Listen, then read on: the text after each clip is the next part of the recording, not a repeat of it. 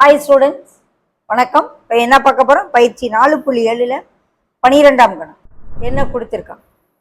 ஆரம் 25 சென்டிமீட்டர் உள்ள வட்டத்தின் மையத்திலிருந்து 15 சென்டிமீட்டர் தொலைவில் உள்ள நாணின் நீளம் என்ன? ஒரு வட்டம், வட்டத்தின் ஆரம் 25 சென்டிமீட்டர், ஒரு நாண் இருக்கு.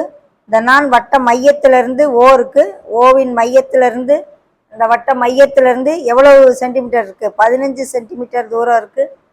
அப்போ இந்த நாணின் நீளம் என்னன்னு கேட்குறாங்க. ஸோ இந்த இடம் scene வச்சுக்கிடுவோம்.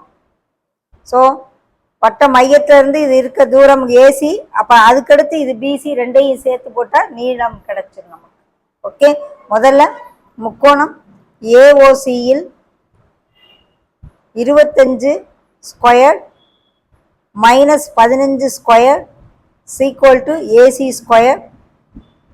625 minus 225 equal to AC square. 400 கழிச்சோம்னா ஸோ வெறும் ஏசி வந்து √400 20 சென்டிமீட்டர் வரும். ஏசி 20 சென்டிமீட்டர்னா பிசி 20. ஸோ நாணின் நீளம் கேல AB equal to AC plus BC. 20 plus 20 40.